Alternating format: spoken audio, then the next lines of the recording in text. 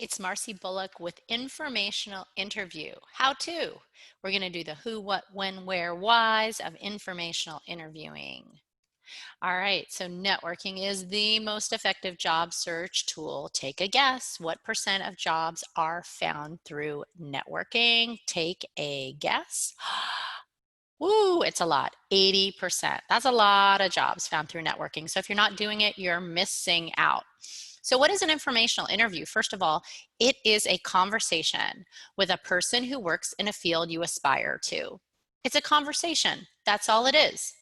Now, who's the interviewer? You. You have to know what questions to ask. And you are asking questions of someone who is in maybe your dream job, maybe the job you hope to transition into right out of college, maybe an internship that you've already aspired to. So how do you open relationships up? Be available to attend office hours with your faculty members, in Zoom, if they're walk and talk outside, whatever we're doing to be safe with the global pandemic and the lockdown, you can still nurture relationships. And that's how you're going to find your job, ladies and gentlemen, when you graduate, is through a relationship. You can go to the virtual career fairs and the other events happening. You can connect to people on all of your social media platforms. You can email, always being polite and friendly. This is going to take some time, but I promise you it will pay off. So if you are shy, if this sounds a little intimidating to you, start with family and friends. Think about this. Make a list, a really big list of all the people you know, all the people, every one of them that could help you to get the goal you have in mind for yourself. And prioritize a list just in terms of who you might contact. And now, once you have this list, you're going to try to set up an informational interview, just a fancy way of saying a conversation where you ask them questions about advice that they have. So you can start with the people you know. If they recommend someone else, then that can be a common icebreaker is, oh, we both know so-and-so, and that can be a starting point for the conversation. You want to know a little bit about what this person does ahead of time. So look them up online, know specifically how you can connect to the field that they are working in. What are you excited about that they're doing? Because conversations are a lot less stressful when you are prepared. You'll be more confident. So use all of your connections. Make sure to check out my video on career shift. I show you how to find out NC State alumni that are working in the field you want to work in. Informational interviews, like I said, it's a simple meeting in which you ask for career and industry advice. You're not asking for a job. You're gathering information. And why would you want to do this? Well, because it could lead to an employment lead. So it means you're not saying I need a job right now, but you're not just a cyberspace resume out there because now you've had a conversation with someone. So when the position comes up, you can be in that 80% group. This differs from a job interview because you're asking questions, not them. But sometimes they can flip the script and ask you questions and you're ready when they do that.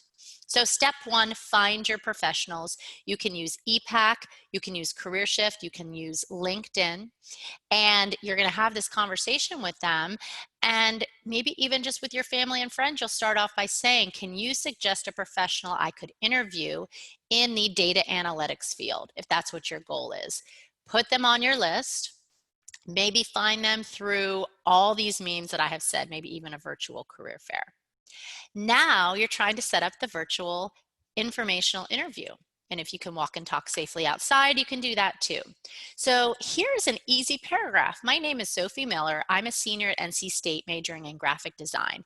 My advisor suggested I interview a professional in the field so that I could learn more about the career. Would you be available to meet on?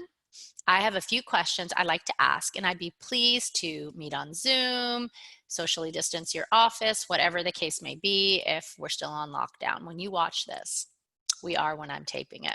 Step three, research. Now you need to know more about the career this person is working in, which is graphic design. You need to know about their graphic design company. You need to read about their whole career path, and you write down all your questions. And you ask specific questions in the interview. You dress in business casual. It's really important to make a positive first impression with someone, even if they only see the top of your top. You never know if you're going to get up. You can also stop by Pull and Haul to ask us more questions about maybe what you would be wearing.